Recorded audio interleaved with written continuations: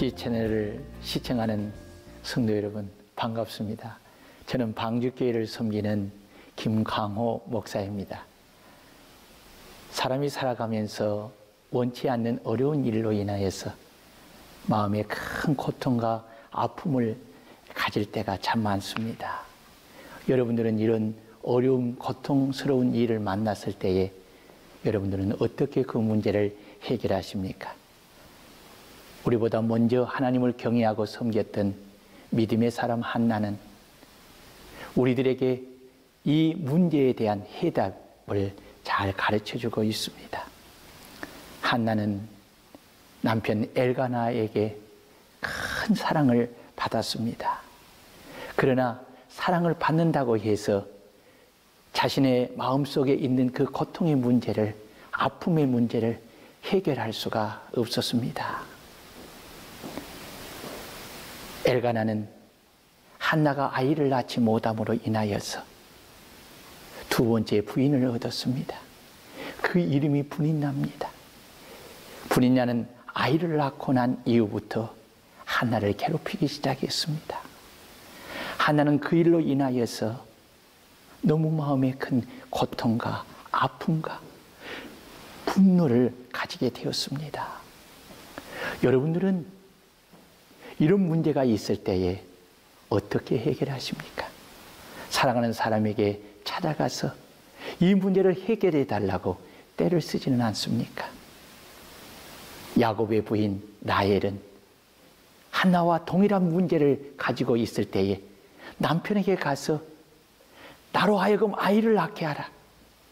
그렇지 아니하면 나는 죽겠노라 라고 그렇게 떼를 썼습니다. 그러나 한나는 그렇지 않았습니다. 한나는 그 문제, 그 고통스러운 문제를 가지고 하나님의 성전에 올라가서 울며 통곡하며 하나님 앞에 전심으로 하나님 앞에 기도를 드렸습니다. 왜냐하면 하나님만이 자신의 문제를 해결할 수 있는 유일한 분이심을 그는 알고 믿었기 때문에 그렇습니다. 한나의 기도를 분석해 보면 두 단계의 기도를 드리는 것을 알 수가 있습니다. 첫 단계는 한나는 자신의 의지를 동원하여 온 힘을 다 쏟아 울며 통곡하며 부르짖는 기도를 드렸습니다. 전심으로 기도를 드린 것입니다. 여러분, 이 기도가 기도의 1단계입니다. 예수님은 겟세마네 동산에서 십자가를 앞에 두고 마음이 고민하여 죽게 된 그 상태에서 하나님 아버지께 기도하기를 울며 통곡하며 기도하였고 힘쓰고 예서 더욱 간절히 기도하니 땀이 땅에 떨어지는 핏방울 같이 되었다고 하였습니다. 이런 기도가 기도의 2단계에 들어가는 그런 역할을 합니다. 한나의 기도의 2단계는 깊은 기도를 드렸습니다. 오래도록 하나님 앞에 기도했습니다.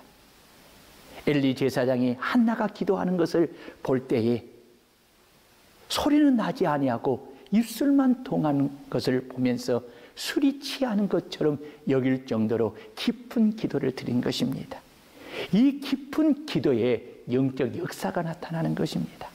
오늘 이 시대의 성도들의 문제점이 무엇이냐면 오래 기도하지 못한다는 것입니다. 깊은 기도를 드리지 못한다는 것입니다. 그렇기 때문에 역사가 나타나지 않는 것입니다. 오늘 저와 여러분들이 이 한나의 깊은 기도를 본받아야 할 줄 믿습니다. 한나의 기도는 믿음의 기도였습니다. 그는 엘리 제사장의 시험을 이겼고 제사장의 그 축복을 믿음으로 받고 집에 돌아가서 근심하지 않았다고 했습니다. 얼굴에 수색이 없다고 했습니다. 그리고 한나는 남편과 동침할 때에 하나님께서 그의 기도대로 기억하시고 하나님께서 사무엘을 주신 것입니다.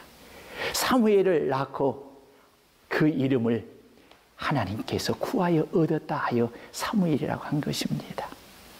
사랑하는 시청자 여러분, 오늘 우리가 하나님 앞에 기도할 때에 한나처럼 이런 믿음의 기도를 할 수 있기를 바랍니다. 영적인 깊은 기도를 할 수 있기를 바랍니다.